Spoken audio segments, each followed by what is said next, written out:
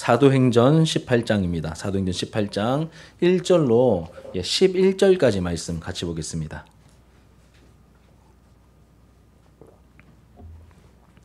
사도행전 18장 1절로 11절까지 말씀 우리 한 절씩 교독하고 마지막 11절은 함께 읽겠습니다. 제가 1절을 먼저 읽을게요.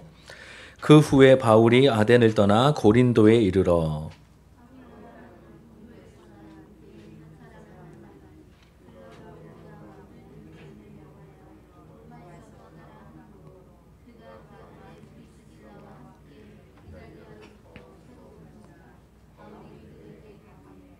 생업이 같음으로 함께 살며 일을 하니 그 생업은 천막을 만드는 것이더라.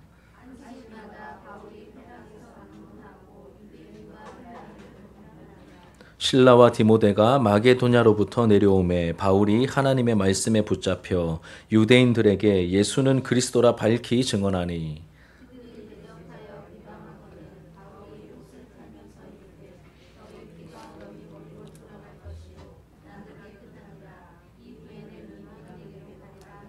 거기서 옮겨 하나님을 경외하는 디도 유스도라 하는 사람의 집에 들어가니 그 집은 회당 옆이라.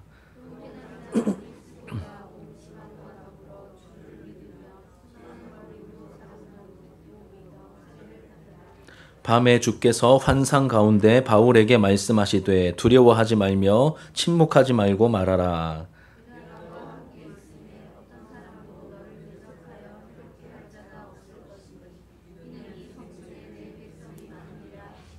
함께 읽겠습니다. 1년 6개월을 머물며 그들 가운데서 하나님의 말씀을 가르치니라. 아멘.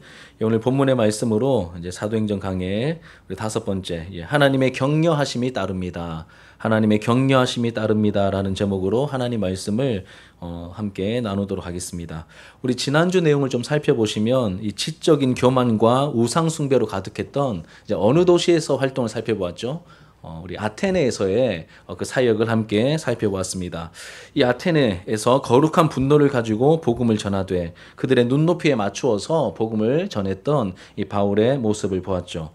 우리가 여기서 깨닫게 된 함께 나눈 교훈은 크게 3가지였습니다. 첫 번째는 하나님께서 이제 선포되는 말씀에 우리의 반응을 기다리고 계신다라고 하는 것과 또 한 가지는 다양한 사람들에게 우리가 다양한 방법으로 복음을 전해야 되는 이 2번째 내용. 우리가 이 노력을 멈추어서는 안 됩니다. 그리고 3번째로는 이제 마치 머리 깎인 삼손처럼 능력을 잃어버린 듯한 이 오늘날의 교회의 모습과 또 이런 우리를 마치 막 비웃듯이 막 날뛰고 있는 이 악한 마귀의 세력, 이 공중의 권세 잡은 자를 보면서 우리가 거룩한 분노를 좀 가져야 된다. 이 말씀을 나누었죠.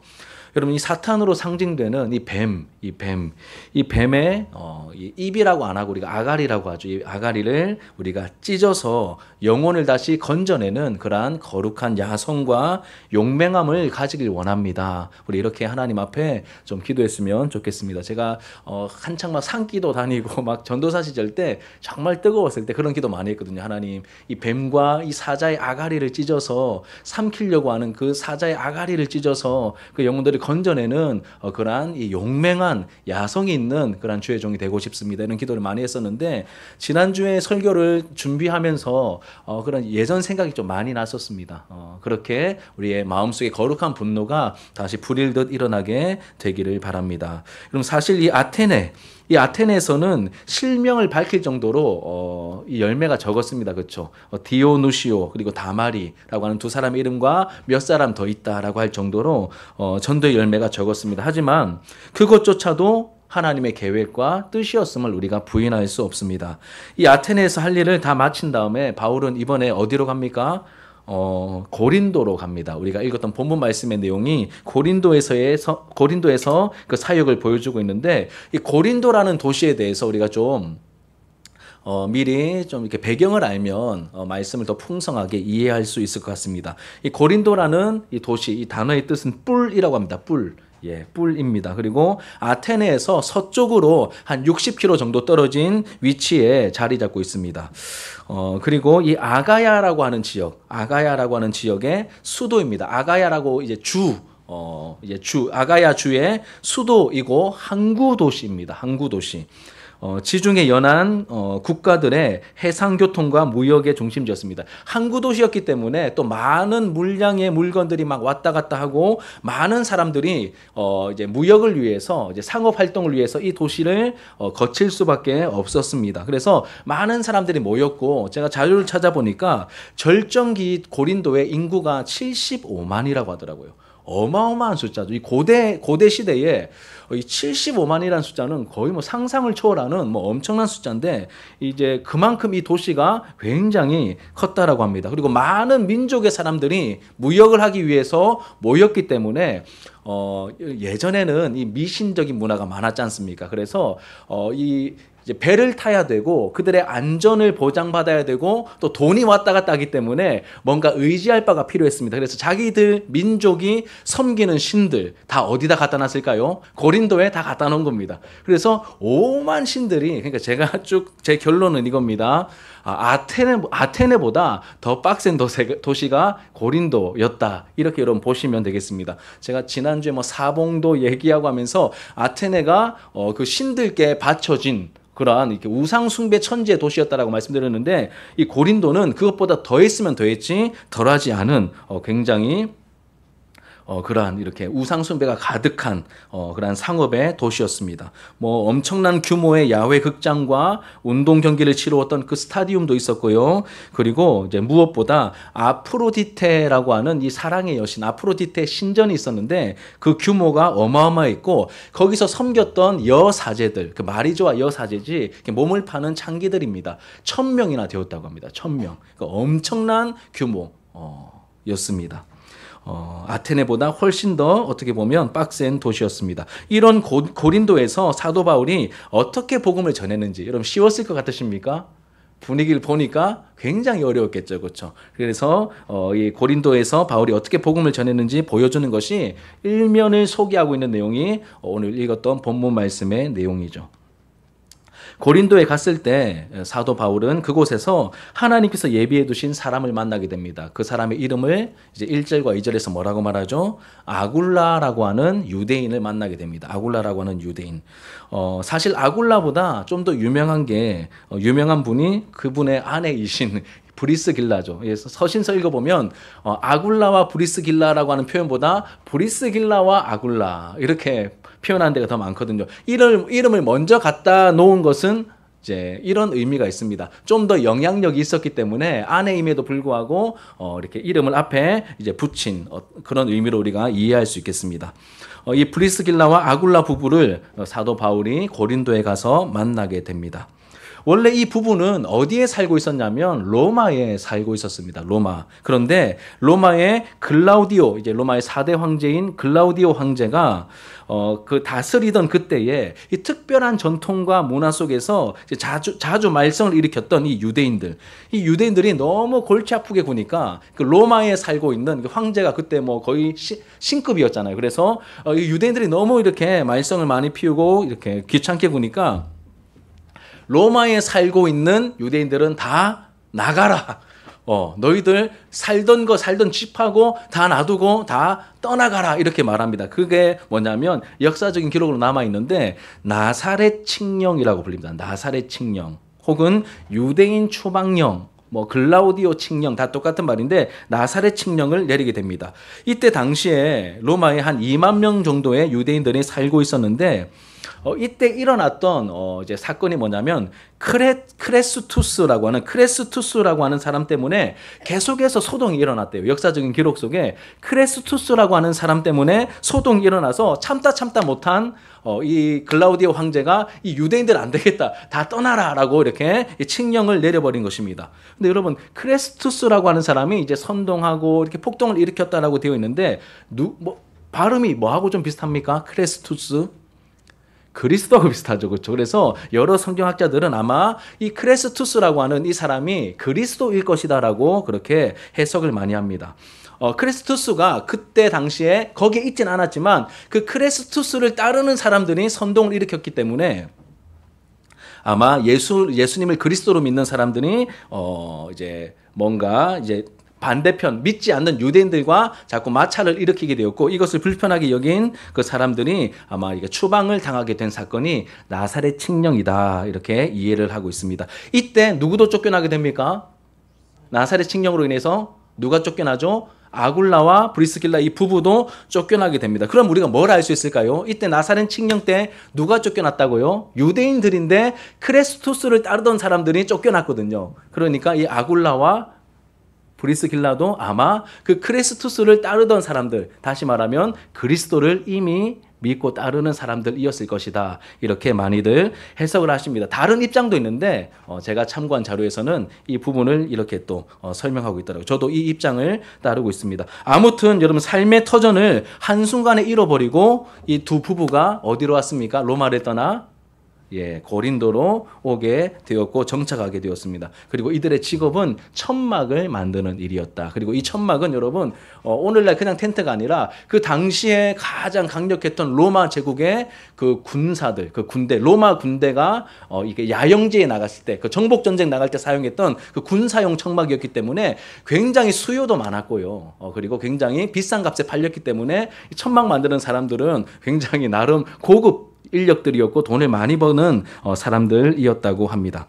여하튼 여러분 이 천막 만드는 일을 하고 지내고 있었고 그리고 바울을 만나게 되었는데 바울을 만나서 교제하는데 이들이 급속하게 친밀해질 수밖에 없었던 게 같은 유대인이고 물론 브리스길라는 이제 로마의 귀족 출신이었다라고 봅니다. 왜냐하면 그 브리스가라고 하는 그 가문 자체가 이름 자체가 그 로마의 귀족 가문의 이름이기 때문에 그렇게 또 추정을 합니다. 여하튼 아굴라는 유대인이었기 때문에 밖에 나가서 같은 동족 사람을 만났을 뿐만 아니라 또 뭐가 같습니까? 신앙이 같죠. 신앙이 같고 하는 일까지 천막 만드는 그 직업까지 같으니까 급속하게 이들은 이제 친해졌을 것입니다.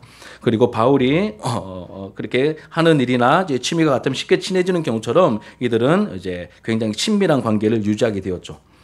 이제 이 부분을 여러분 정리하면 고린도, 이게 제가 아까 말씀드렸죠. 굉장히 빡센 도시 그리고 험악한 도시인데 이곳 고린도에 가게 된 바울은 그곳에서 누구를 만납니까? 소중한 동역자 브리스길라와 아굴라 부부를 만나게 됩니다. 생업이 같았고 같은 신앙을 가지고 있었습니다.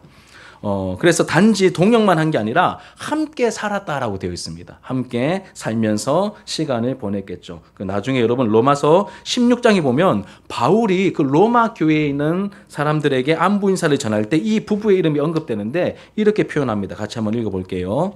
3절과 4절 로마서 16장 3절과 4절 시작. 너희는 그리스도 예수 안에서 나의 동역자들인 브리스가와 아굴라에게 문안하라. 그들은 내 목숨을 위하여 자기들의 목까지도 내어놓았나니 나뿐 아니라 이방인의 모든 교회도 그들에게 감사는. 이들이 얼마나 교회를 사랑으로 또 특히 이 바울을 헌신적으로 지원했는지 나와 있는 부분입니다. 바울에게 이 부분은 정말 잊을 수 없는 이제 은인 같은 보석 같은 그러한 존재들이었죠. 여러분 하나님의 인도하심을 따르다 보면 하나님의 사람들을 만나게 해주시죠. 우리 1차 전도 여행 그리고 지금 2차 전도 여행 거의 막바지거든요. 1, 2차 전도 여행 전체를 통하여 우리가 살펴보았던 다루었던 내용들입니다. 하나님의 인도하심을 따르다 보면 하나님의 사람들을 만나게 해주십니다. 그래서 여러분 우리가 서로가 서로에게 그런 사람들일 수 있습니다. 그렇죠? 그런 사람들입니다. 그러니 서로를 소중하게 보셔야 됩니다. 서로를 소중하게 여기시길 바랍니다. 그리고 여러분 마태복음 7장 12절은 굉장히 유명한 구절인데 예수님이 말씀하신 황금줄입니다. 남에게 받고자 하는 대로 너희가 먼저 대접하라라고 하는 이것이 율법과 선지자라고 말씀하시는 그 황금줄을 우리가 비춰볼 때 우리가 이 교회에서 만나게 되었는데 서로가 서로에게 하나님이 보내주신 사람 저 사람이 어떤가 이렇게 나에게 어떻게 해주는가 한번 보자 이렇게 내가 먼저 그렇게 막 지켜볼 것이 아니라 예수님의 그 가르침을 따라서 오히려 내가 먼저 하나님께서 만나게 해주신 사람인 것을 내가 말씀에 순종하는 가운데 더 많이 섬기고 사랑하면서 보여주어야지. 우리가 먼저 그 마음을 가지고 서로를 대할 때 그런 풍성한 은혜가 우리 교회 공동체 가운데 깃들게 될 줄 믿습니다. 이것이 첫 번째 내용이고 여러분 계속해서 살펴보시면 이 바울은 여러분 이 고린도에서 이제 전도를 하고 사역을 하는데 원래대로 하던 대로 어디를 찾아갑니까? 회당을 찾아갑니다. 안식일마다 회당에 가서 강론하고 유대인과 헬라인들에게 예수가 그리스도라는 복음을 전했습니다. 그러던 중에 누가 도착하냐면 바울이 그토록 기다리던 실라와 디모데가 합류합니다. 실라와 디모데가 합류하죠. 내려와서 합류하게 됩니다. 이때 떨어져서 함께하지 못했던 이 원래의 팀이 한 팀으로 이제 환상의 멤버들이 다 이제 한 팀을 다시 이렇게 완전체를 이루게 된 겁니다. 자, 이렇게 합류하게 되니까 바울이 사역하는 모습이 4절과 5절이 너무 차이가 많이 납니다. 한번 성경 보시면 여러분 4절 보시면 안식일마다 바울이 회당에서 강론하고 유대인과 헬라인을 권면하니라. 굉장히 좀 평범한 말투죠. 그런데 5절을 같이 한번 읽겠습니다. 5절 시작. 실라와 디모데가 마게도냐로부터 내려오매 바울이 하나님의 말씀에 붙잡혀 유대인들에게 예수는 그리스도라 밝히 증언하니. 앞에서는 그냥 이렇게 뭐라고 되어 있습니까? 앞에서는 유대인과 권면하고 강론하고 되어 있는데 5절에 이렇게 완전체가 되어 있습니다. 실라와 디모데가 딱 와서 합류하고 난 다음에 내려오매 바울이 어떻게 행동합니까? 하나님의 말씀에 붙잡혀 유대인들에게 예수는 그리스도라 밝히 증언하니. 뭔가 분위기가 많이 달라졌죠. 그렇죠? 왜인 것 같으십니까? 동력자 2명이 붙었잖아요. 완전체가 되었지 않습니까? 그러니 힘이 났던 것 같습니다. 여러분. 우리가 이 부분을 다르게도 해석할 수 있겠지만 저는 그냥 읽는 가운데 바울이 실라와 디모데가 떨어져 있다가 같이 함께하게 되니까 엄청 힘이 났나 보다. 이런 마음이 많이 들었습니다. 단지 여러분 내가 혼자 하던 일을 나눌 수 있으니까 내가 좀 마음이 편해졌다 이런 차원이 아니겠죠. 디모데는 이 같이 만난 다음에 서로 경험했던 일들을 나누지 않았겠습니까? 나누었을 것입니다. 그래서 디모데는 이 데살로니가 교회 성도들이 갑자기 여러분 바울이 3주 동안 사역하고 이렇게 핍박이 있어서 갑자기 이렇게 피했잖아요. 그래서 베레아로 갔었는데 베레아에서 아덴 갔다가 아덴에서 고린도로 오게 되는데 갑자기 부재하게 되었음에도 불구하고 데살로니가전서 1장과 그 이후 부분을 읽어보시면 3주밖에 안 있었는데 이 데살로니가 교회가 엄청나게 외적으로 내적으로 굉장히 많은 그런 성장과 좋은 모습들을 보이게 됩니다. 마게도냐와 아가야 지역에 너희들의 소문이 쫙 났다라고 바울이 말할 정도로 굉장히 훌륭하게 신앙생활을 하고 있었습니다. 이런 얘기를 누가 해줬을까요? 디모데가 바울을 만났을 때 해주었겠죠. 하지만 안타깝게도 이제 재림에 대한 내용에서는 조금 아직 부족함이 있습니다. 이런 내용 해주니까 거기서 그 얘기를 듣고 쓴 편지가 뭘까요? 데살로니가 전후서입니다. 또 신라는 어떻게 했을까요? 신라는 이 빌립보 교회의 소식과 또 그들이 모금한 그 헌금을 바울에게 가지고 왔습니다. 그래서 이 빌립보 교회의 헌금으로 더 이상 이 생계 유지를 걱정하지 않고 복음 전파 사역을 이렇게 돈 때문에 눈치 보지 않고 마음껏 펼칠 수 있는 그러한 환경을 또 바울이 맞이하게 된 것이죠. 그렇게 여러분 은혜로운 보고와 이 소식을 나누고 다시 한 팀이 되어서 이렇게 사역하기 시작하니까 마치 이제 바울이 뭘 느꼈을까요? 하나님께서 밀어주시는 듯한 그런 마음을 느끼지 않았겠습니까? 아마 그랬을 것 같습니다. 그래서 이 5절의 표현이 이렇게 확 획기적으로 바뀌었죠. 인상적인 표현은 2가지입니다. 하나님의 말씀에 붙잡혀. 하나님의 말씀에 붙잡혀. 이 붙잡혀라는 단어. 쉬네코라고 하는 단어인데 이게 둘러싸다라는 단어입니다. 그런데 이게 수동태로 쓰였거든요. 그러니까 둘러싸임을 당한다는 뜻입니다. 둘러싸임을 당한다. 근데 뭐에 둘러싸임을 당합니까? 하나님의 말씀에 붙잡혀 하나님의 말씀에 둘러싸인 겁니다. 이런 경험 있으십니까? 하나님의 말씀을 내가 그냥 읽고 내가 그냥 가르치는 수준이 아니라 하나님의 말씀이 나를 확 둘러싸고 나를 딱 붙들고 있는, 아까 우리가 찬양했던 것처럼 주의 사랑 줄로서 나를 굳게 잡아매소서, 하나님의 말씀에 이제 붙들려 있는 그러한 바울의 모습이다라고 말하고 있는 것이죠. 이렇게 말씀과 성령에 사로잡혀서 전한 말씀의 내용이 무엇입니까? 다른 게 아닙니다. 5절 마지막에 보시면 유대인들에게 예수는 그리스도라 밝히 증언하니. 그러니까 복음의 핵심은 다른 게 아니라 예수님입니다.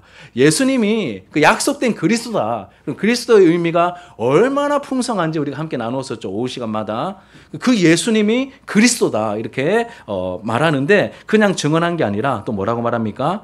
밝히 증언하니라고 되어 있습니다. 이것도 제가 표현이 너무 인상적이어서 이런 거는 원어를 좀 찾아보거든요. 보니까 디아 마르티레오라고 되어 있습니다. 디아 마르티레오. 디아는 강조하는 접두사입니다. 강조하는 접두사. 그리고 마르티레오는 마르투스라고 들어보셨습니까? 이제 증인이란 뜻이거든요. 이게 증언하다, 증거하다 이런 뜻을 가지고 있는데 디아 마르티레오 두 개 합치면 그냥 증거하는 게 아니라 어떻게 해요? 강조하면서 증언하다. 그러니까 다시 말하면 확실하게 증언하다. 이게 밝히 증언하다라는 말의 이제 뜻입니다. 다른 이들이 아니라 먼저 동족인 유대인들에게 뭘 증언했습니까? 예수가 그리스도다. 너희들 유대인들 그 하나님이 약속하신 메시아 그리스도를 기다리고 있는데 끝났다. 더 기다릴 필요 없다. 이 예수가 바로 그리스도다라고 하는 이 놀라운 복음을 증언했던 것이죠. 그러니 여러분 실라와 디모데가 오기 전 이 회당에서 설교할 때와 분위기가 좀 어떻습니까? 실라와 디모데가 오기 전에 강론했던 모습 그리고 오고 난 다음에 이렇게 지금 복음을 전하는 모습이 좀 어떻습니까? 좀 차이가 좀 나 보이지 않으십니까? 저는 이 부분이 좀 많이 다가왔습니다. 성령님께서 이 붙여주신 사람들과 이렇게 다시 함께하고 있을 때 성령님께서 특별히 은혜를 부어주시는 성령의 격려를 힘입고 있는 바울의 모습이 인상적으로 다가옵니다. 그러면서 여러분 제가 그냥 몇몇 사람들 사실은 여러분 저 모두 다가 생각났는데 이 말씀에 좀 비추어 봤을 때 이런 식의 좀 개인적인 적용 또 공동체적인 적용도 될 수 있겠다라는 마음이 들었습니다. 우리 윤 장로님과 우리 백경화 전도사님 부부가 좀 생각이 났습니다. 지금 잠시 떨어져 있는데 때가 되면 다시 합치지 않겠습니까? 그럼 얼마나 더 힘이 날까? 그리고 우리가 이제 파송한 지 1년 넘은 우리 강석덕 권사님, 여러분 잊으신 거 아니죠? 그렇죠? 우리 강 권사님도 막 생각이 났습니다. 먼저는 여러분들이 생각하는데 이 말씀에 비춰봤을 때 이제 좀 지금 부지하고 계신 분들, 강 권사님 생각이 났습니다. 야, 하나님 어떻게 인도하실지 모르지만 오시면 또 얼마나 좋을까? 안 그래도 우리 교회는 남자 성인이 부족한데 오시면 얼마나 좋을까 이런 생각도 막 들었습니다. 그리고 또 이제 뭐 여러 가지 경우로 이렇게 또 떠나야 될 우리 하연이도 좀 생각이 났습니다. 이제 3월 되면 대구로 또 공부하러 가야 되거든요. 그러면 또 좀 섭섭하겠다 이런 마음도 여러 이렇게 대상들과 이렇게 상황들이 생각이 났습니다. 그럼 이를 통해서 우리가 배워야 될 것은 우리가 떨어지게 될 때 배워야 할 내용이 있습니다. 뭐냐면 하나님을 더 깊이 의지하는 법을 배우게 되겠죠. 떨어져 있을 때 하나님을 더 깊이 의지하는 법을 배우게 될 것이고 그리고 함께 있었던 그 존재가 굉장히 소중했구나라고 하는 것도 우리가 깨닫게 될 것입니다. 그리고 또 다른 동력자들도 만나게 해주시겠죠. 이런 여러 가지 것들을 배우게 될 것입니다. 하나님의 인도하심을 또 일하심을 우리가 기대하게 되겠죠. 또 반대로 떨어졌던 분들이 다시 돌아오게 될 때 또 우리의 마음에 뭐가 생길까요? 어떤 하나님의 밀어주심, 하나님의 격려하심을 우리가 경험하게 되겠죠. 하나님의 위로와 격려를 경험하게 될 겁니다. 제가 솔직히 말씀드리면 한 번씩 가인이가 한 번씩 오고요. 한 번씩 언제도 한 번씩 나타나거든요. 물론 이렇게 같이 있는 분들은 뭐 너무 당연한 겁니다. 그러면 걔네들이 그냥 뭘 하지 않습니다. 그렇죠? 여러분 아시다시피 그냥 예배만 드리고 밥 먹고 가요. 그래도 좋아요, 여러분. 떨어져 있던 사람이 그냥 잠깐 왔다가 같이 예배 드리고 밥 먹고 잠깐 이야기하다 가는 것도 되게 그냥 마음이 든든하고 그냥 괜히 막 그런 마음이 들거든요. 그렇습니다. 잠시 떨어져 있는 우리 또 분들이 다시 우리와 함께하게 될 때 얼마나 또 하나님께서 큰 힘을 주실지 또 기대가 됩니다. 오늘 말씀을 통해 배우고 또 하나님의 은혜를 기대하는 마음을 우리가 가지게 되었으면 좋겠습니다. 이렇게 여러분 하나님의 말씀에 붙잡혀서 예수가 그리스도임을 밝히 바울이 좀 힘을 내어서 하나님의 격려를 받으면서 이렇게 예수가 그리스도임을 밝히 말씀에 붙잡혀서 증언했다면 어떤 결과가 여러분 예상이 되십니까? 그냥 강론한 게 아닙니다. 하나님의 말씀에 사로잡혀가지고 붙잡혀서 밝히 확실히 예수가 그리스도임을 증언했다면 이 과정 속에 성령께서 함께 하셨겠죠. 그렇죠? 이렇게 막 성령 충만한 가운데 그렇게 증언했다면 어떤 결과가 나타날 것이 예상되십니까?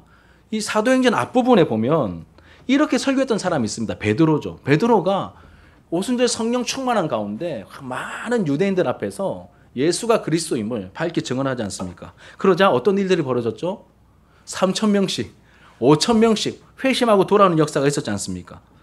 그럼 바울도 지금 하나님의 말씀에 붙들려서 예수가 그리스도임을 밝히 증언했습니다. 그러면 어떤 결과가 예상이 좀 되십니까? 이전 경험을 봤을 때 그렇게 막 사람들이 자복하고 회개하고 최소한 이 말씀이 들린 사람들은 자복하고 돌아오는 역사가 있어야 될 것 같은데 여러분 이 6절이 이렇게 이어집니다. 같이 한번 읽어볼게요. 자, 6절 시작. 그들이 대적하여 비방하거늘 바울이 옷을 털면서 이르되 너희 피가 너희 머리로 돌아갈 것이요 나는 깨끗하니라. 이후에는 이방인에게로 가리라 하고 그 말씀을 들은 유대인들이 그를 대적합니다. 비방하죠. 바울이 충격받은 것 같아요. 그냥 강론할 때는 이해를 했어요. 그런데 말씀에 붙들려서 예수를 그리스도라고 밝게 정했습니다. 바울은 더 해줄 게 없어요. 이제 그렇게까지 성령 충만한 상태에서 복음을 전했음에도 불구하고 이들이 어떻게 반응합니까? 대적하고 비방했다라고 말합니다. 그러자 바울이 학을 뗀 것 같아요. 야, 진짜 너희들 해도 너무한다. 그러면서 예수님께서 누가복음 9장과 10장에서 제자들을 전도자로 파송할 때 너희들 말을 듣지 않거든 옷을 털어버리고 관계 깨끗하게 끝내고 나와버리라고 했던 그 말씀의 가르침대로 똑같이 행동하죠. 옷을 털면서 이르되 너희 피가 너희 머리로 돌아갈 것이요 나는 깨끗하니라. 이후에 나는 이방인에게로 갈 것이다 라고 말하면서 그렇게 이제 앞으로의 사역의 우선순위를 이방인에게 두겠다는 뜻입니다. 이렇게 말하면서 이제 그 자리를 뜨게 됩니다. 이렇게 자리를 옮겨서 어디로 가냐면 7절에 보시면 회당 옆에 집이 있었던 디도 유스도라고 하는 사람의 집으로 가게 됩니다. 디도 유스도라고 하는 사람의 집. 로마식 이름입니다. 이 비교가 되는 거예요, 여러분. 하나님의 백성이라는 그 선민 의식은 가지고 있었지만 복음을 대적하고 있는 유대인 이들이 지금 이제 그 모습을 이제 보이고 있고 이와 반대로 이방인이지만 하나님을 경외하였던 이방인 출신 인물인 디도 유스도를 일부러 강조했습니다. 그래서 그 회당에서 했는데 유대인들이 안 듣는 거예요. 대적하고 비방하고 있습니다. 그러니 어디로 갑니까? 회당 옆에 있는 디도 유스도라고 하는 그 이방인의 집에 바울이 가서 머물게 되는 것이죠. 일부러 이거를 보여주는 겁니다. 내가 너희들과 이제 상관없어. 나는 이방인에게로 갈 거야 라고 하면서 이런 행동을 취한 것이죠. 그렇다고 여러분 유대인의 회당에서 했던 사역이 전혀 열매가 없었던 것은 아닙니다. 오히려 회당장 그리스보와 그의 온 집안 사람들이 예수님을 영접하게 되었다라고 말합니다. 우리 7절과 8절 같이 한번 읽겠습니다. 7절 8절 시작. 거기서 옮겨 하나님을 경외하는 디도 유스도라는 사람의 집에 들어가니 그 집은 회당 옆이라. 또 회당장 그리스보가 온 집안과 더불어 주를 믿으며 수많은 고린도 사람도 듣고 믿어 세례를 받더라. 전도의 열매가 전혀 없었던 것은 아닙니다. 이렇게 이제 회당장 그리스보와 그의 집안 사람들이 또 복음을 영접하게 되었습니다. 여기서 우리가 또 배울 수 있는 것은 무엇이냐면 전도의 열매가 여러분 사람의 노력과 실력, 우리의 어떠함에 달린 것이 아니라는 것을 가르쳐 주시죠. 말씀에 붙잡혀서 밝히 증언했음에도 불구하고 전도의 열매가 거의 안 나타납니다. 그러니까 우리의 어떠함에 이 전도의 열매가 달려있는 것이 아니다라고 하는 것을 분명하게 가르쳐 주시죠. 그리고 그토록 애를 썼던 이 유대인들은 오히려 바울과 복음을 이제 대적하고 있습니다. 하지만 이 고린도에 있던 이방인들에게 했던 전도 사역은 어떻게 나타납니까? 굉장히 풍성하게 나타나게 됩니다. 똑같이 여러분 이걸 한번 보세요. 똑같이 우상 숭배가 가득했던 두 도시. 한 도시는 어디였습니까? 지난주에 보았던 아테네였죠. 그러니까 우상 숭배가 똑같이 가득했었습니다. 그런데 아테네에서는 나름 열심히 사역했는데 열매가 디오누시오와 다마리 플러스 몇 명 이게 다였죠. 그런데 이 고린도에서의 사역은 어떻게 나타납니까? 나중에 우리가 또 살펴보겠지만 풍성한 열매가 나타납니다. 8절 하반절에 보시면 수많은 고린도 사람도 듣고 믿어 세례를 받더라. 그러니까 환경이 비슷합니다. 그런데 어느 도시에서는 열매가 많이 나타나고 어느 도시에서는 열매가 굉장히 작게 나타나기도 하고 또 어떤 데서는 똑같은 설교를 했는데 사람들이 막 그 말씀에 반응하면서 믿고 회개하는 역사가 막 풍성하게 나타나기도 하고, 어떤 데서는 더 준비를 많이 해서 막 말씀을 전했는데 오히려 막 너무 결과가 너무 안 좋기도 하고, 이런 결과들 마치 여러분 이제 롤러코스터 같잖아요. 막 뭐 종잡을 수가 없습니다. 막 주식을 하는 분들이 있는지 모르겠지만, 저는 주식 안 해서 잘 모르겠지만, 막 주가가 막 이렇게 경기 안 좋을 때 막 널뛰기 하듯이 막 롤러코스터처럼 막 뭐 이랬다가 저랬다가 막 너무 대중이 없는 거예요. 무엇을 보여주실까요? 전도의 열매가 사람에게 달려있는 것이 아님을, 선교의 주도권이 하나님께 있다는 것을 우리에게 또 분명하게 보여주고 있는 것이죠. 궁극적으로 전도가 우리의 노력과 실력에 달린 것이 아님을, 하나님의 택하심과 성령의 역사에 의해 이루어진다는 것을 우리에게 가르쳐 주십니다.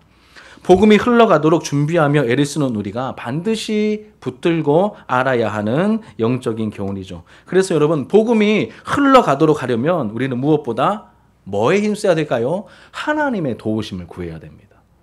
우리가 뭐 다양한 사람들 상대하기 위한 어떤 컨텐츠도 준비를 하고 애를 많이 써야 되지만, 항상 뭐가 그 위에 있어야 될까요? 하나님의 도우심, 하나님의 역사심을 바라는 이 기도가 먼저 우선이 되어야 하는 것이죠. 그렇다고 우리의 노력과 우리의 어떤 준비와 우리의 몸부림과 우리의 애씀이 필요 없다는 뜻은 절대 아닙니다. 우리의 노력과 몸부림을 넘어선 하나님의 은혜와 하나님의 역사심이 나타나도록 우리가 기도해야 한다는 것입니다. 이것이 굉장히 중요한 우리에게 주시는 영적인 교훈입니다.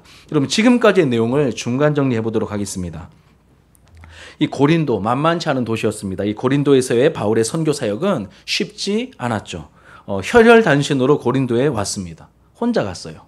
그런데 고린도의 영적인 분위기가 아테네보다 더했으면 더했지 덜하지 않았다라고 하는 것을 말씀드렸죠. 결코 덜하지 않았습니다. 이 아가야의 수도였고, 무역을 통해서 오만 사람들이, 여러 민족들이 와서 서로 막 섞여 있는 이 항구 도시였습니다. 이 돈과 생명이 걸렸기 때문에 각자 자기들이 믿고 의지하는 그 오만 신들을 다 섬기는 그 우상 천지의 도시였습니다. 그리고 이 아프로디테를 섬기는 이 엄청난 규모의 이 신전과 거기 있는 그 신전 창기들 때문에 음란하기가 말로 다 못할 정도로 너무나 성적으로도 타락한 그러한 도시였습니다. 고린도 전후서 읽어보십시오. 막 성적인 범죄도 많이 나오지 않습니다. 많은 문제가 있었습니다. 게다가 회당에서 복음을 전해보니까 몇몇을 빼고는 유대인들은 거의 다 막 적대하며 비협조적이었습니다. 제가 이제 좀 급한 마음에 아까 이렇게 비방하고 대적하다, 이 대적하다라는 말의 뜻은 조직적으로 방해한다는 뜻입니다. 조직적으로 방해한다. 안티타소마이, 조직적으로 방해하고, 이 비방, 이제 뭐 블라스페메오, 이 비방하다, 욕설하다, 명예를 훼손하다 이런 뜻인데, 막 조직적으로 너무 이 바울을 힘들게 만들었습니다. 오죽했으면 바울이 자기 옷을 털면서 나는 이방인에게 가겠다. 난 더 이상 너희들 상대 못하겠다. 이제 학을 떼듯이 오죽했으면 바울이 여러분 이렇게 반응을 했겠습니까? 이런 험한 도시였기 때문에 여러분 고린도 전후서를 읽어보면 온갖 지저분하고 추잡한 그런 문제들이 고린도 교회 안에 굉장히 많았습니다. 그 교회 문제의 완전 뭐 종합 전시장이 고린도 교회입니다. 고린도 전후서를 읽어보시면 알 수 있습니다. 이 문제들로 인해서 바울이 또 여러 번 이제 편지를 썼습니다. 우리에게 남아있는 것은 고린도 전후서밖에 없지만 남겨지지 않은 2권의 편지가 더 있었을 것이다. 총 4권이었는데 이제 성경으로 발견된 것은 2권밖에 이제 남아있지는 않습니다. 여하튼 고린도전서 2장 3절에 보면 이 바울이 고린도에서 사역하면서 이렇게 자기 자신을 묘사합니다. 같이 한번 읽어볼게요. 고린도전서 2장 3절 시작. 내가 너희 가운데 거할 때에 약하고 두려워하고 심히 떨어노라. 그러니까 고린도가 너무 힘든 도시였습니다. 사역하기에. 내가 너희들 중에 있을 때에 11절에 보면 1년 6개월 있었잖아요. 1년 6개월 하나님께서 있으라고 하셔서 있게 되었는데 거할 때에 약하고 두려워하고 심히 떨었다. 이렇게 바울이 말하고 있습니다. 이렇게 심히 약해진 상황에서 복음 사역을 했죠. 그래서 약할 때 강함 대신에라는 그러한 내용도 이제 고린도서에 나오죠. 만약 바울이 여러분 이 약하고 힘들고 심히 떨리고 이런 상황에서 바울이 홀로 혈혈단신으로 계속 사역을 해야 됐다면 가능했을까요? 혼자서. 그래도 바울인데 이 선교의 영웅, 이 신약 성경에 이 권수로 따지면 거의 절반 가까운 13권의 편지를 기록한 이 사도 바울인데, 사도 바울은 사도 바울이니까 괜찮겠지 뭐. 이런 그렇지 않습니다. 사람은 다 약하죠. 너무 힘들고 이렇게 고백하지 않습니까? 내가 거할 때 약하고 두려워하고 심히 떨었노라 라고 말합니다. 아마 자기 혼자서 끝까지 그 자리에 있어야 했다면 아마 주저앉고 포기하고 도망치고 말았을 것입니다. 하나님께서는 이런 바울의 연약함을 너무 잘 아셨던 것이죠. 그래서 적절한 시기에 적절한 방법으로 하나님께서 바울을 격려하십니다. 이게 제가 여러분들에게 말씀드리고 싶은 오늘 설교의 핵심입니다.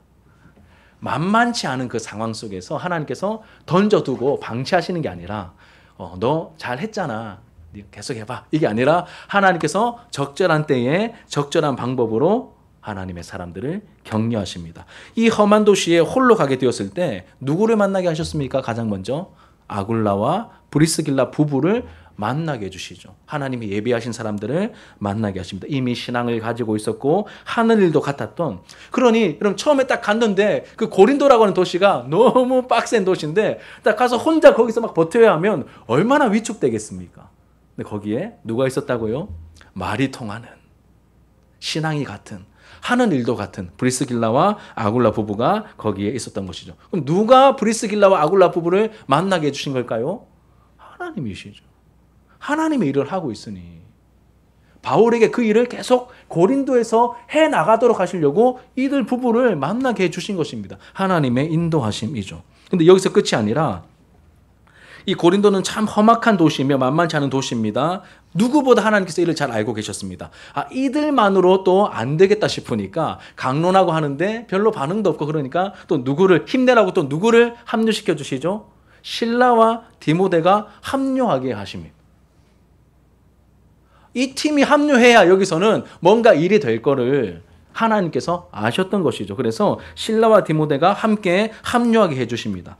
떨어져 있던 동안에 있었던 일들을 서로 나누면서 그 하나님의 일하심들을 나누고 서로 성령의 격려를 받으면서 이 일을 계속해서 진행해 나가는 것이죠. 그래서 이 바울의 모습이 많이 바뀌지 않습니까? 하나님의 말씀에 붙잡혀서 복음을 밝게 증언하는, 힘을 내어서 사역하고 있는 이런 모습들을 보게 됩니다. 그런데 바울의 열정과 노력에도 불구하고 유대인들의 반응이 막 조직적으로 막 대적하고 비방하고 반응이 만만치 않아요. 이 고린도라는 이 도시 자체가 빡센데 유대인들조차도 너무 막 얼토당토하게 생각하니까 바울이 학을 뗐다라고 제가 말씀드렸죠. 학을 떼려고 하는 그 상황 속에서 또 뭘 보게 하십니까? 이 그리스도, 이제 디도 유스도, 그리고 그리스보와 그의 가정이라고 하는 작은 열매를 유대인들 안에서도 보게 하십니다. 그럼 이게 굉장히 큽니다. 사역해 나가다가 계속 사역이 안 풀리기만 하면 지치겠죠. 그런데 포기할 만한 순간에 한 영혼 보내주십니다. 이런 경우가 많아요. 그럼 우리는 그래 좀 덜한데, 우리 진주시 안에 있는 교회들은 좀 덜한데, 여기서 여러분 5분만 나가도 10분만 나가도 너무 시골인 거 아시죠? 그런데 위치 있는 교회들은 차로 10분 거리밖에 안 되는데도 계속 사람이 빠집니다. 그런 교회 목사님들하고 이렇게 교제를 하다 보면 한 번씩 막 노회 때나 뭐 시차례 때 모여가지고 막 얘기하는데 한 가정이 왔대요, 막. 한 가정이 왔다면서 막 너무 막 기뻐가지고 막 자랑하듯이 막 너무 격려를 받으면서, 야, 하나님께서 저 한 가정 보내셔서 저 목사님 지금 막 다 쓰러져 가는데 한 3년 더 버티시겠다 이런 마음 들기도 하고, 그렇게 열매를 보게 하시면서 사람을 보내주시면서 하나님께서 격려하심도 있습니다. 그런데 여러분, 여기까지가 하나님의 격려의 끝이 아닙니다.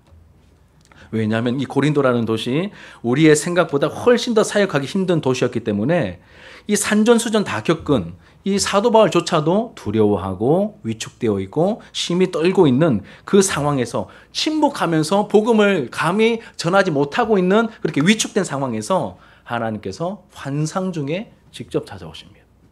이런 격려도 있어요, 여러분.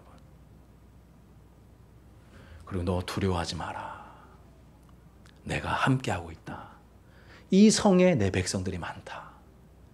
너 더 해야 돼. 침묵하지 말고 복음을 전해. 이렇게 말씀하십니다. 이게 9절과 10절입니다. 한번 읽어보실까요? 9절과 10절 시작. 밤에 주께서 환상 가운데 바울에게 말씀하시되 두려워하지 말며 침묵하지 말고 말하라. 내가 너와 함께 있음에 어떤 사람도 너를 대적하여 해롭게 할 자가 없을 것이니 이는 이 성중에 내 백성이 많음이니라 하시더라. 아멘. 하나님의 직접적인 격려도 있다라고 우리에게 보여주십니다. 그렇게 이 험악한 고린도에서 1년 6개월을 더 버티면서 그 하나님의 사역을 해나가는 모습. 여러분 이제 말씀을 정리하도록 할게요. 고린도에서의 사역을 통해서 우리가 확실하게 붙들어야 할 내용 크게 두 가지로 정리가 됩니다. 첫 번째는 선교의 주도권이 하나님께 있다는 사실입니다. 이거 계속 강조하게 되는데 왜냐하면 말씀이 계속해서 보여주기 때문에 같이 강조할 수밖에 없습니다. 사도행전을 읽고 묵상할 때마다 깨닫게 되는 내용입니다. 여러분 데살로니가에서는 3주를 있었습니다. 근데 고린도에서는 1년 6개월이에요. 너무 불공평하잖아요. 어디는 3주, 어디는 2달, 어디는 1년 6개월, 에베소에서는 2년 이상. 대중이 없습니다, 여러분. 왜 대중이 없는 걸까요? 뭘 따르고 있습니까? 하나님의 인도하심을 따르고 있기 때문에 어떤 규칙과 원칙을 가지고 딱딱딱 따르는 게 아니라 그 순간순간마다 성령 하나님의 인도하심을 받고 있다는 것을 우리가 알게 되죠. 또 어떤 것 데살로니가에서는 3주밖에 안 있었는데도 풍성한 열매를 보게 하셨다면 아테네에서는 그토록 애를 썼음에도 불구하고 디오누시오와 다마리 플러스 알파 몇 명 땡 종잡을 수 없습니다. 뭘 보여줍니까? 선교의 주도권이 하나님께 있음을, 전도의 열매는 하나님께 달린 것임을 우리에게 보여주고 있습니다. 동시에 여러분 우리에게 우리의 힘을 좀 빼야 된다라고 말씀하십니다. 우리의 힘을 좀 빼고 하나님을 의지해야 됨을 확실히 알려주시는 부분이죠. 제가 이 부분이 어느 순간에 이렇게 딱 와닿기 시작했습니다. 선교의 주도권이 하나님께 있구나. 이 방향을, 선교의 전체적인 방향을 하나님께서 주도하시고 인도하시는구나. 이것을 어느 순간에 너무 크게 보이더라고요. 그래서 이걸 강조하고 있는데 그 이후에 제가 참고했던 자료들을 다시 보니까 하나같이 여러분 이걸 같이 강조하고 있더라고요. 선교의 주권이 하나님께 있다. 이게 사람이 하는 게 아니라 하나님께서 주권을 가지고 주도권을 가지고 인도하고 계신다는 것을 동일하게 강조할 수밖에 없습니다. 여러분 이 사도행전을 제대로 읽으시면 그 하나님의 인도하심과 주도권이 보이기 때문이죠. 그래서 여러분 우리는 하나님의 뜻을 묻고 따르는 일에 힘써야 됩니다. 선교의 주도권이 하나님께 있기 때문에 하나님의 뜻을 묻고 하나님의 뜻을 우리가 따라야 하는 일에 힘써야 하는 것이죠. 하나님을 전적으로 신뢰해야 여러분 이 일이 가능합니다. 하나님 신뢰하지 않는데 하나님께 묻지 않겠죠. 나에게 좋은 아이디어가 있으니까 하나님 밀어주세요, 도와주세요 이렇게만 기도할 뿐이지 하나님 어디로 갈까요? 누구를 상대할까요? 무엇을 가지고 갈까요? 이번엔 어떻게 한번 섬겨볼까요? 이게 묻지 않을 것입니다. 하나님에 대한 신뢰가 있어야 하나님께 묻고 하나님께 주신 그 사인을 따라 또 우리가 행동하게 되겠죠. 하나님을 전적으로 신뢰해야 됩니다. 그러면서 여러분 이 대사가 생각이 났습니다. 예전에 여러분 스카이 캐슬이라는 드라마 보신 적 있으십니까? 예, 염정아 씨하고 또 그 배우 이름 막 머리 올백해가지고 이렇게 그 아이들 이제 진학시키는 그 뭐라고 코디네이터라고 합니까? 나와가지고 그 엄마하고 예서한테 이렇게 말하죠. 어머님, 저를 전적으로 믿으셔야 됩니다. 이렇게 얘기하지 않습니까? 우리가 하나님의 일을 제대로 하려면 여러분 전적으로 저를 믿는 게 아니라 우리가 전적으로 하나님을 신뢰하셔야 됩니다. 하나님께 물으셔야 되고 하나님의 뜻을 따라 우리가 한 걸음 한 걸음 나아가야 되는 것이죠. 그래서 이런 마음이 좀 들었습니다. 여러분 제발 엉뚱한 데 가서 가스라이팅 당하지 마십시오. 하나님의 말씀을 가까이 하면서 하나님께 자꾸 하나님의 다루심을 받아야지 계속 엉뚱한 데 가서 이 세상적인 가르침과 엉뚱한 말 들으면서 그 세상적인 논리와 세상적인 말에 자꾸 가스라이팅 당하지 마시고 하나님의 말씀에 노출되어서 하나님의 말씀의 다루심을 우리가 받을 때 하나님을 향한 신뢰가 생기고 주님께 구하며 주님의 뜻을 우리가 따라갈 수 있는 것이죠. 이를 위한 실천사항 두 가지를 여러분들께 실제적으로 말씀드립니다. 하나는 공동체 성경 읽기입니다. 여러분 우리가 하고 있는 거. 새로운 거 하려고 하지 마시고 이미 하고 있는 거 공동체 성경 읽기 쭉 하시고 난 다음에 말씀 한 구절 나에게 와닿은, 혹시 안 와닿으면 하나 나한테 잡힐 때까지 억지로라도 하나 찾으십시오. 찾아가지고 여러분들 뭐 다이어리든 노트든 한 군데 써보시길 바랍니다. 제가 요즘 한 달째 지금 그걸 하고 있거든요. 창세기 읽으면서 또 지금 출애굽기 거의 막바지 왔죠. 그거를 하고 있는데 유익함이 있습니다. 공동체 성경 읽기 하시고, 또 이걸로 부족하다 싶은 분들은 성경을 한번 좀 써보시죠. 자꾸 잠잠이 떠오르시고 자꾸 이 세상적인 메시지가 나를 괴롭히는, 우리 다 그렇잖아요. 이때 여러분 막 저도 설교 준비 안 될 때가 있거든요. 그럴 때는 어떻게 하냐면 그냥 노트에 설교 본문을 써봅니다. 이렇게 잘 안 읽힐 때도 있거든요. 그럼 씁니다. 그러면 마음이 좀 정리가 되면서 많이 도움이 됩니다. 성경을 한번 써보십시오. 그런데 이렇게만 말씀드리면 너무 막연하니까 여러분 다른 데 시작하지 마시고 사도행전을 한번 써보시죠. 사도행전을 한번 써보시길 바랍니다. 그러면 우리가 하나님의 다루심을 받는 그 훈련이 우리 안에 이루어지게 될 것입니다.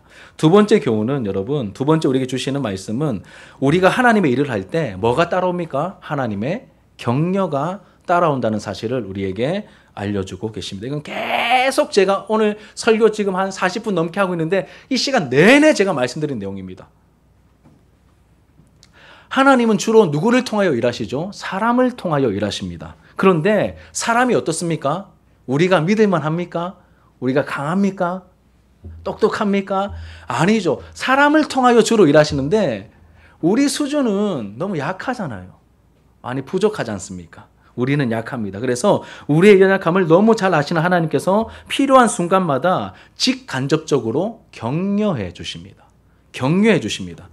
아굴라와 브리스길라 같은 부부를 만나게 하시고, 실라와 디모데 같은 하나님의 사람들을 또 합류하게 하시고, 또 열매를 순간순간 또 보게 하시고, 또 정말 내가 상태가 안 좋을 때는 하나님 꿈을 꾸게 하신다든지, 아니면 평소와 다른 이 말씀이 막 나에게 직접 하시는 음성처럼 막 들리게 하신다든지, 특별한 은혜를 통하여 우리가 하나님의 격려를 받고 그 믿음의 여정을 계속 갈 수 있도록 하나님께서 우리를 격려해 주십니다. 이 격려라고 하는 단어 제가 굉장히 좋아하는 단어인데 한자로 이런 단어입니다.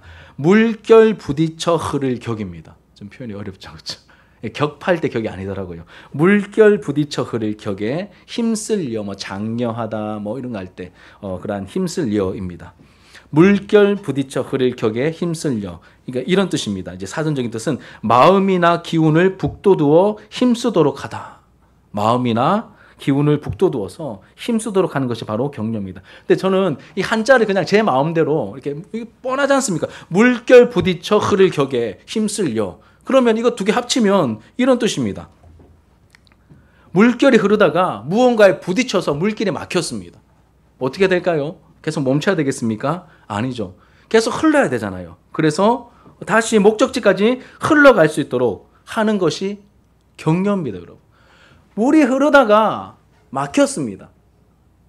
그런데 다시 흐를 수 있도록 힘을 보태어주는 것이 격려입니다. 계속 목적지까지 흘러갈 수 있도록 돕는 것이 바로 격려죠. 그러면 이것을 우리에게 한번 적용해 보시죠. 하나님의 일을 하려고 뜻을 세우고 그 길을 걸어가려고 하는 공동체가 그 길을 걸어가다가 지쳤어요. 더 못 가겠다고, 하나님 더 못 가겠는데요. 그러면 하나님께서 말씀과 성령으로 격려하십니다. 그 길을 계속 갈 수 있도록, 그 물길이 목적지까지 닿듯이 우리의 구원이 뿐만 아니라 하나님께서 원하시는 그 사역과 사명이 목적지까지 닿을 수 있도록 하나님의 사람들을 격려해 가신다는 것을 말씀이 우리에게 보여주고 있는 것이죠. 그리고 많은 경우 이 격려는 누구를 통해서 옵니까? 사람을 통해서 온다는 사실을 우리에게 보여주고 있죠. 그런데 여러분, 우리가 깨어 있지 않으면 격려의 통로가 장애물이 될 수 있습니다. 그래서 우리가 서로 깨어 있어야 됩니다. 분명히 하나님은 격려하라고 붙여주셨는데 우리가 엉뚱한 생각하고 자꾸 내 욕심만 차리기 시작하면 이건 격려하라고 보내줬는데 서로가 장애물이 될 수 있습니다. 뭔 말인지 아시죠? 말씀과 기도로 깨어 있어야 되고, 말씀하실 때 우리가 순종으로 반응할 때 정말 서로가 서로에게 격려의 도구로 쓰임받게 될 것입니다. 그리고 혹시 현재 버티고 견디기 힘들 정도로 두렵고 힘든 시간을 보내고 있는 분들이 있다면 말씀과 성령으로 나를 직접 찾아오셔서 만져주시고 회복시켜주시는 특별한 격려의 은혜를 구하시길 바랍니다. 이것도 마음에 많이 와닿습니다. 여러분들의 형편이 어떠신지 잘 모르겠지만 하나님의 격려가 모두에게 필요한데 특별히 그냥 뭐 이런저런 수준이 아니라 하나님께서 특별하게 찾아오셔서 그 마음에 말씀 한마디를 주시고 그 영혼이 힘을 낼 수 있도록 해주시는 그런 특별한 격려가 있거든요. 그런 특별한 격려가 필요한 분들은 그 은혜를 구하시길 바랍니다.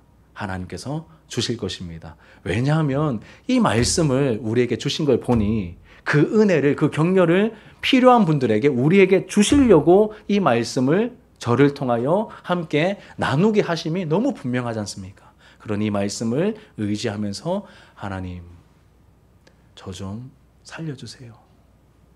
저 좀 일으켜주세요.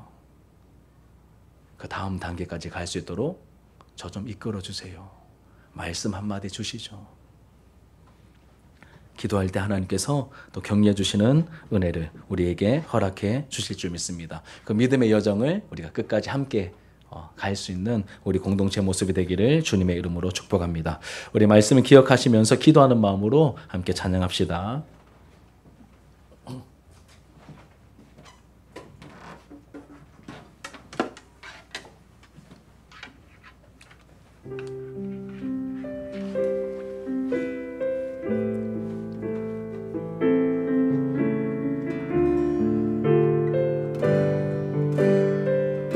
아무것도 두려워 말라.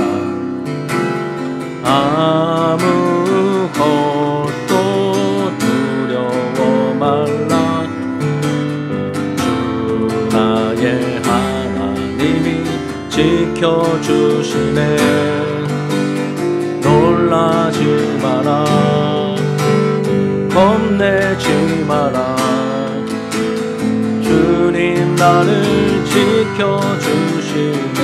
아무것도 두려워 말라. 아무것 두려워 말라.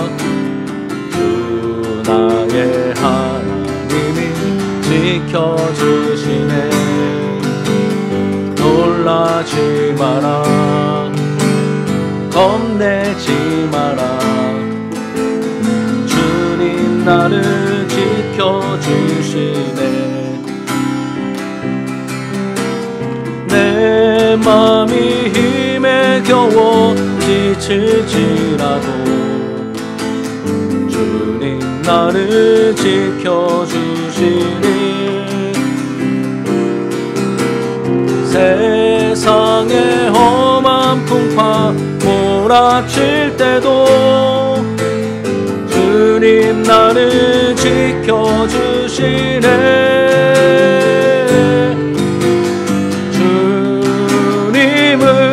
나의 산소, 주님은 나의 요새, 주님은 나의 소망, 나의 힘이 되신 여호와. 아무것도 두려워 말라. 두려워 말라. 주 나의 하나님이 지켜주시네. 놀라지 마라. 겁내지 마라. 주님 나를 지켜주시네. 내 맘이 힘에 겨워, 내 맘이 힘에 겨워 지칠지라도 주님 나를 지켜주시네.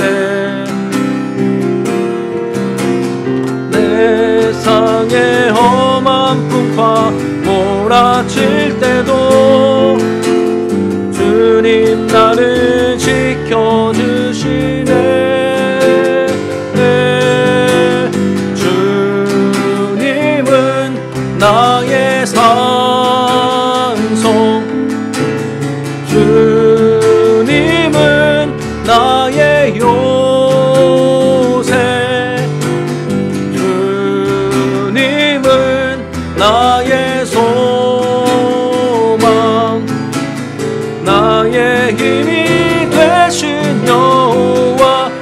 주님은 나의 산송, 주님은 나의 산송, 주님은 나의 요새, 주님은 나의 소망, 나의 힘이 되시며 경배하리, 경배하리,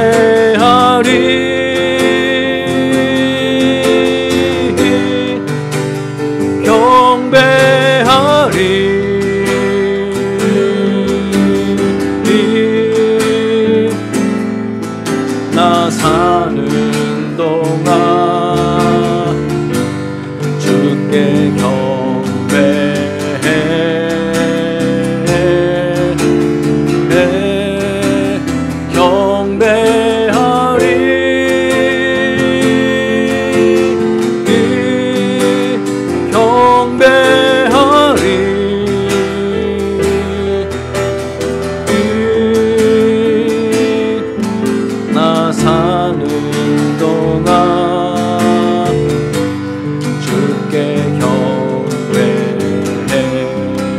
한 번 더요. 경배하리,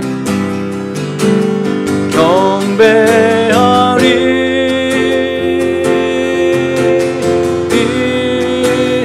경배하리.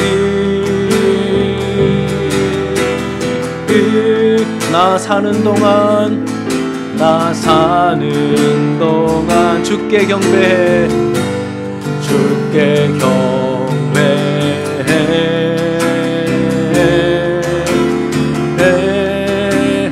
경배하리,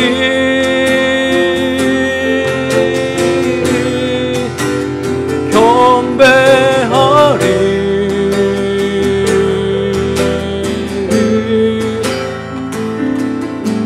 나 사는 동안